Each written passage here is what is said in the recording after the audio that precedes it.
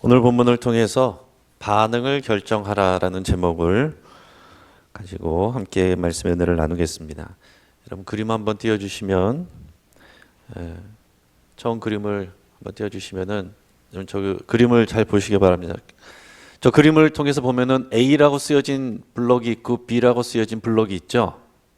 A라고 쓰여진 블록하고 B라고 쓰여진 블록의 색깔이 같습니까? 다릅니까? 같다고 생각하시는 분 손 들어 보십시오. 다르다고 생각하시는 분 손 들어 보십시오. 네. 자, 저 A라는 블록과 B라는 블록은 다르게 보입니다. 근데 저것을 따로 오려서 옆에 갖다 붙이면 다음 그림처럼 사실은 같습니다. 근데 이게 주변에 있는 이 그림자 효과나 다른 색상으로 인해서 우리 눈이 속는다라는 거예요. 여러분 우리 눈은 우리가 보이는 대로 보면 보이는 대로 그것이 사실이라고 믿으면 우리가 스스로 속을 수 있다라는 것입니다. 여러분 암안보라는 말을 들어본 적 있습니까? 암안보라는 말은 아는 만큼 보인다라는 말입니다. 자, 우리가 보는 것을 통해서 우리가 알게 됐는데 아는 만큼 보이기도 하는 거예요. 이게 참 말이 의미가 있습니다. 자, 그것을 생각하다 보면은 이런 말도 할 수 있습니다. 믿만보, 뭐겠어요? 믿는 만큼 보인다라는 것입니다. 똑같은 상황인데도 믿는 만큼 보이는 거예요. 그러면 사만보, 무슨 말이겠어요? 사랑하는 만큼 보인다. 사랑하면 보이는 것이 사랑하지 않으면 안 보일 수도 있다라는 것입니다. 여러분 우리 눈으로 보고 우리 귀로 듣고 우리가 그것을 사실이라고 여기게 되지만 그러나 우리가 보고 듣는 것을 부정확할 수 있습니다. 우리의 기억과 우리의 경험, 우리의 느낌 이것이 오히려 우리를 속일 수도 있다라는 것입니다. 그것을 인해서 우리 자신과 다른 사람들에게도 피해를 미칠 수 있다는 것을 여러분 잘 기억하실 수 있길 바랍니다. 오늘 본문은 같은 상황에서 같은 것을 봤지만 전혀 다른 반응을 보이는 그런 사람들을 보여주고 있습니다. 그런데 그 반응, 많은 사람들의 주도적인 그 반응으로 인해서 그들은 예상하지 못한 길로 나가게 됩니다. 오늘 이 본문의 장소는 가데스 바네아라는 곳입니다. 이 가데스 바네아는 이 가나안 땅의 가장 남쪽이라고 할 수 있어요. 근데 이 가데스 바네아에서 산만 넘어가면 약속의 땅으로 들어가는 것입니다. 자, 여기까지 오는데 약 2년 가까이 걸렸어요. 그동안 이 약속의 땅으로 들어가기 위해서 이 광야에서 많은 시간들을 보냈습니다. 광야에서 이 시간들을 보낼 수 있었던 이유는 하나님과 언약을 맺었기 때문에 그렇습니다. 하나님께서 너희가 나를 온전히 신뢰하고 사랑하고 그래서 내 말을 잘 듣고 지키면 나는 너희의 하나님이 되고 너희를 이 약속의 땅으로 데려갈 것이고 이 땅에서 하나님의 나라를 세워 너희를 영원히 지켜주겠다. 이게 언약을 맺은 것입니다. 그 언약이 이루어지기 직전이에요. 그 직전에 하나님은 이 모세를 통해서 정탐꾼들을 보내게 하셨습니다. 12명의 정탐꾼들이 가게 되는데 저 지도에서 보면은 지금 파란색으로 보이는 곳이 이제 가데스 바네아라는 곳이고 그 노란색으로 보이는 곳이 이제 에스골 골짜기인데 헤브론에 있습니다. 이 가데스 바네아에서 이 가나안 땅으로 들어 올라가서 정탐을 하게 하셨어요. 그들이 40일 동안 가나안 땅을 정탐하고 돌아왔습니다. 우리가 아는 것처럼 에스골 골짜기에서 포도송이가 많이 달린 가지를 베어 두 사람이 어깨에 메고 또 석류와 무화과도 따갖고 왔습니다. 자, 그 땅은 모세가 말한 대로 젖과 꿀이 흐르는 땅이었습니다. 여러분 젖과 꿀이 흐른다라는 표현은 이것은 상징적인 의미입니다. 쉽게 말해서 젖이 흐른다라는 것은 목축하기에 좋다라는 좋은 땅이다라는 의미고요. 꿀이 흐른다라는 것은 농사짓기에 좋은 땅이다 그런 말입니다. 만약에 이 사람들이 한국 사람이었으면은 그 땅이 기름지다 이렇게 표현했을 거예요. 그런 표현입니다. 그 땅이 참 좋더라라는 것을 보았습니다. 그런데 문제는 그 다음에 보고예요. 우리 본문은 아니지만 13장 28절 29절을 같이 읽어보겠습니다. 시작. 그 땅 거주민은 강하고 성읍은 견고하고 시임이 클 뿐 아니라 거기서 아낙 자손을 보았으며 아말렉인은 남방 땅에 거주하고 헤린과 여부스인과 아모리인은 산지에 거주하고 가나안인은 해변과 요단가에 거주하더이다. 자, 여러분, 이 정탐꾼들이 보고한 내용이 잘못했습니까? 그냥 정상적인 보고 아니겠어요? 최대한 자신들이 보고 온 것을 보고한 내용입니다. 자, 그런데 여기에 문제가 있습니다. 사실 이 사람들은 모세가 지시한 것을 벗어나서 정탐했습니다. 모세는 처음에 명령을 내릴 때에 정탐할 곳을 지정을 해줬습니다. 13장 17절을 보면 이렇습니다. 모세가 가나안 땅을 정탐하러 그들을 보내면서 이르는데 너희는 네겝길로 향하여 산지로 올라가라 그랬습니다. 그러니까 쉽게 말해서 네겝과 산지를 정탐하고 와라. 이 두 곳을 정탐하고 와라 이렇게 얘기한 것입니다. 이 네겝이라는 곳은 저기 보시면은 그 남쪽입니다. 그 가장 남쪽인데 가나안의 가장 남쪽이 네겝이고 그 밑에가 이제 가데스 바네아인데 이 비교적 평평한 곳이고 근데 풀이 자라지 않는 그런 이제 빈들입니다. 그리고 그 가운데로 가면은 산지예요. 그 중앙 가나안을 관통하는 산지입니다. 그래서 그 산지 중앙 산지와 네겝을 너희가 정탐하고 와라 그랬습니다. 근데 아마 모세는 이 지역을 알고 있었던 것 같아요. 이 미디안에 그가 이제 40년을 사는 동안 이것을 왔다 간 적이 있지 않을까 이렇게 추정을 하는데 이 네겝과 이 중앙 산지를 보고 와라 그랬어요. 여기에는 비교적 인원이 적고 그리고 그렇게 산성이 견고하지 않은 그런 동네였습니다. 그러니까 모세가 이 사람들을 보낼 때 생각한 것은 뭐냐면은 그런 긍정적인 보고였습니다. 이 긍정적인 보고를 듣고서 우리 충분히 할 만합니다.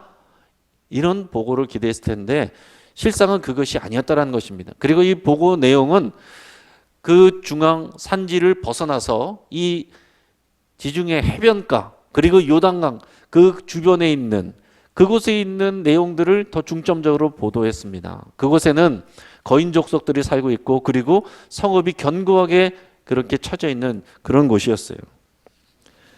자, 그렇기 때문에 이 모세가 정탐꾼을 보낼 때 기대한 것은 뭐냐면은 그 보고를 통해서 이 백성들이 기대감을 갖고 소망을 가지고 나가게 하려는 것이었습니다. 그런데 이 정탐꾼들이 보고한 내용들은 그 반대였습니다.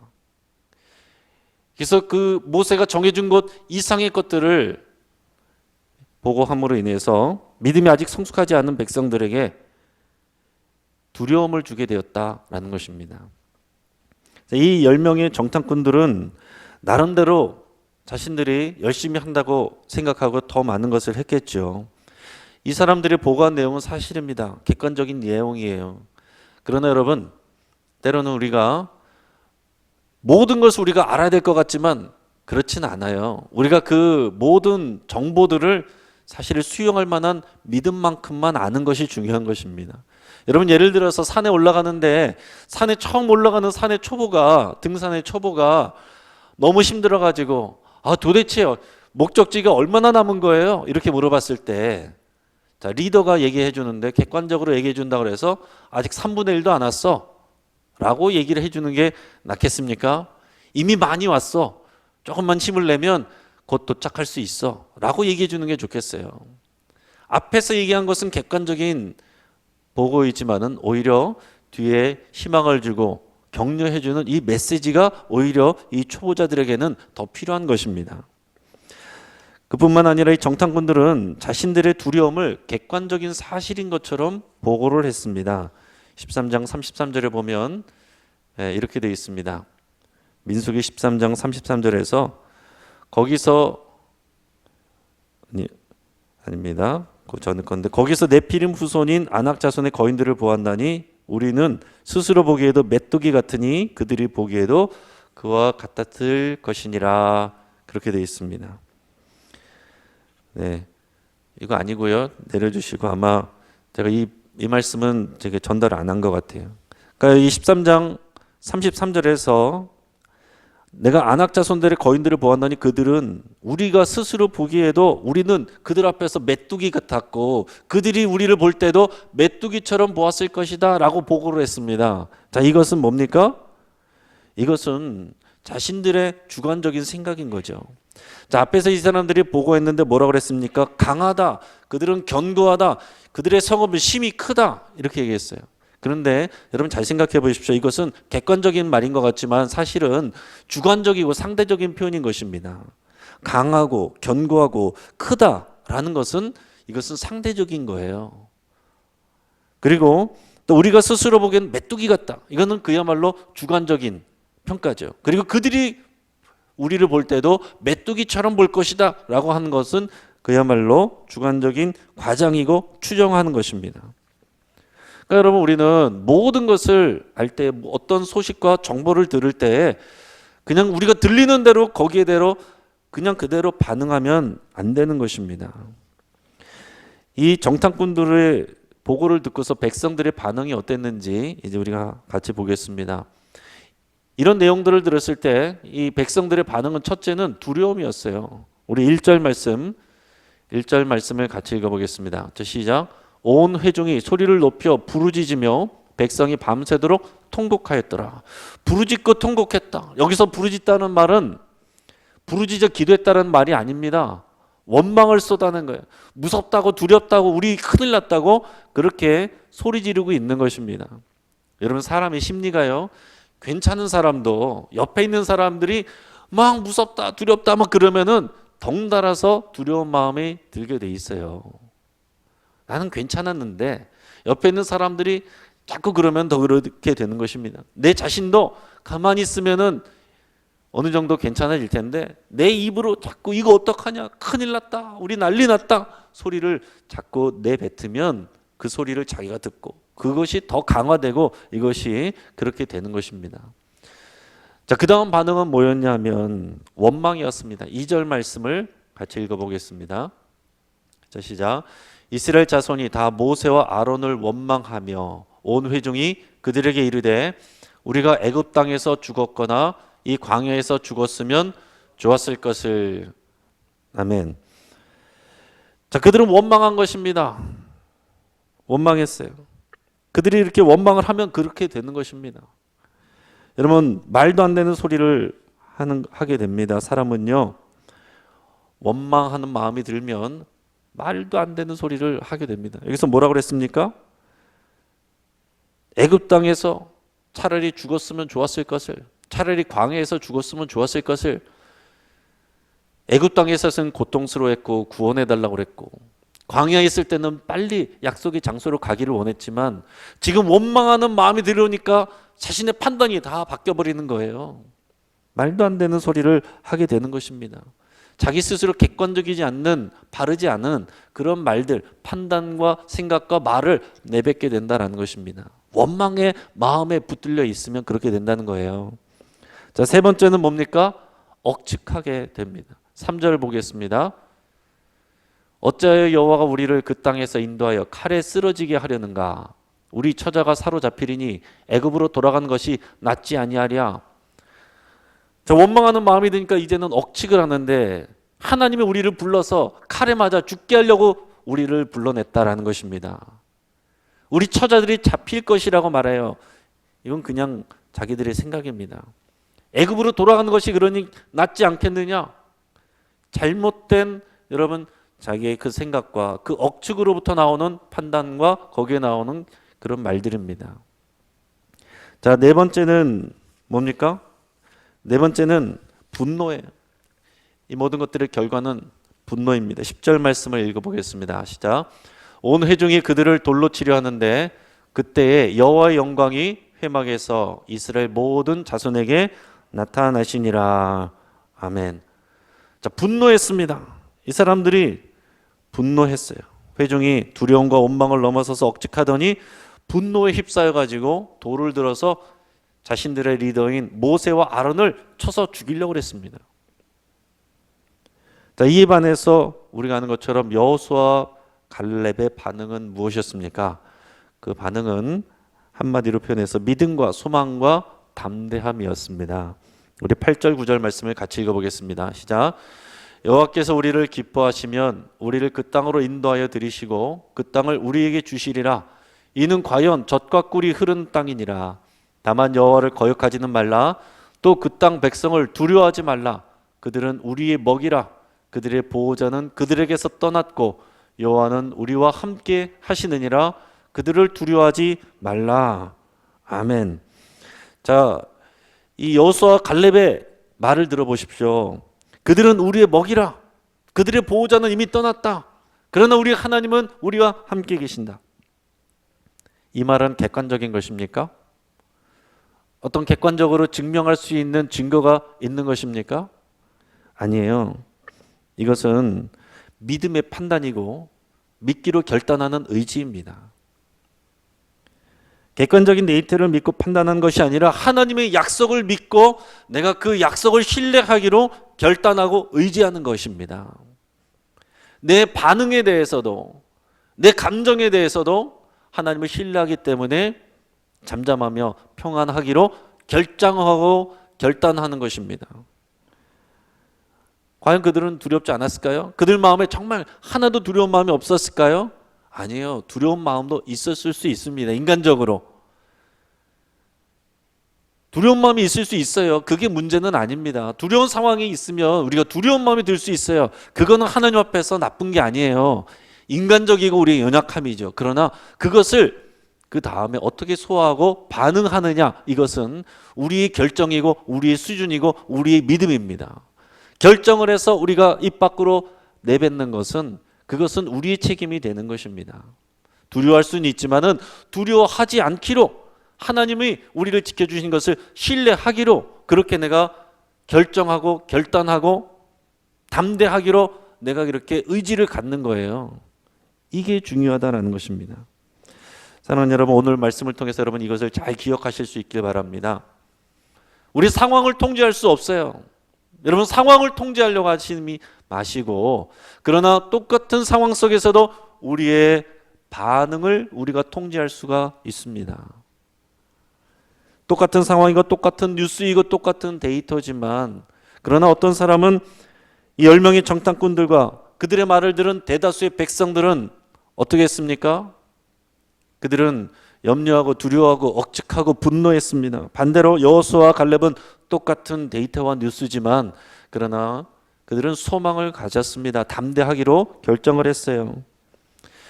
여러분, 이 상황들을 우리가 정보의 공정성으로 보면 어떻게 되겠습니까? 정보의 공정성. 내객과 중앙산지만을 보는 것보다 더 많은 것을 보고 더 많은 데이터를 가져오면 정보가 더 공정할 수 있겠죠. 10명의 정탐꾼들은 그렇게 한 것입니다. 자, 그리고 합리적인 판단을 생각해 보면, 기준으로 보면 어떻게 되겠습니까? 2명이 그렇게 말한 것하고 10명이 얘기한 것하고 어느 쪽의 말을 듣는 것이 더 합리적이에요? 당연히 10명의 사람의 말을 듣는 것이 더 합리적이죠. 민주적인 방식으로 하면 어떻게 됐습니까? 다수결로 결정하면은 이거는 10명 아니라 그 플러스 온 회중이 분노하며 애굽으로 돌아가자라고 했기 때문에 당연히 민주적인 방식으로 결정을 하면은 애굽으로 돌아가야죠. 이 계획을 취소해야죠. 자, 그런데 여러분 보십시오. 공정한 보도와 그리고 합리적인 판단과 민주적인 결정을 통해서 내린 그들의 결정이 어떻게 됐습니까? 그것 때문에 하나님은 분노하시고 진노하시고 그들이 2년 만에 들어갈 수 있었던 그 땅을 40년 만에 들어가게 됩니다. 하나님은 변하지 않으셨어요. 하나님의 약속은 변하지 않으셨습니다. 하나님이 변덕 부리신 게 아니에요. 그들이 40년에 걸쳐서 들어가게 된 것은 그들의 반응 때문이었습니다. 불안해할 수 있었어요. 두려워할 수는 있습니다. 그것 가지고 하나님이 뭐라 그러신 게 아니에요. 그것을 우리 입 밖으로 어떻게 반응해서 표현하느냐, 거기에 대해서 하나님께서 이런 결정을 하시는 것입니다. 자, 여러분, 예를 들어서 우리가 우리 눈에 보여지고 귀에 들려지는 대로 그냥 반응하면 안 된다는 것을 말씀드리고자 합니다. 어린아이들은요, 뭔가 잘못했을 때 엄마 아빠가 이제 혼을 내면 보통 어떤 말을 합니까? 애들은 이런 얘기를 해요. 내가 뭘 잘못했다 이렇게 얘기하는 것이 아니라 형이 먼저 그랬잖아요. 엄마가 이런 거 안 해줬잖아요. 이런 얘기를 하는 것입니다. 그리고 학교에서 예를 들어서 체육 시간에 이제 뜀틀을 넘는다. 뜀틀을 못하는 애가 있어요. 근데 그 뜀틀을 못하는 애에게 해보라고 하면 그 아이는 이렇게 얘기할 겁니다. 뜀틀이 너무 높잖아요. 뜀틀이 너무 높아서 나는 뛸 수가 없다라고 얘기를 합니다. 모든 이유가 뭐예요? 밖에 있어요. 다른 사람에게 있고 상황에 있고. 그 모든 반응을 외부에다가 두는 것입니다. 근데 어른들은 다릅니까? 별로 다르지 않아요. 어른이 돼서 똑같습니다. 공동체 안에서도 상처받았다고 하시는 분들 얘기 들어보면 다 똑같아요. 뭐라고 말씀하시느냐? 이 사람이 이렇게 말했잖아요. 저 사람이 저렇게 행동을 했잖아요. 자기가 지금 상처받고 시험 들고 했는데 그 이유가 다 다른 사람이 한 말과 다른 사람이 한 행동과 이 상황들 때문이라고 얘기를 하는 것입니다.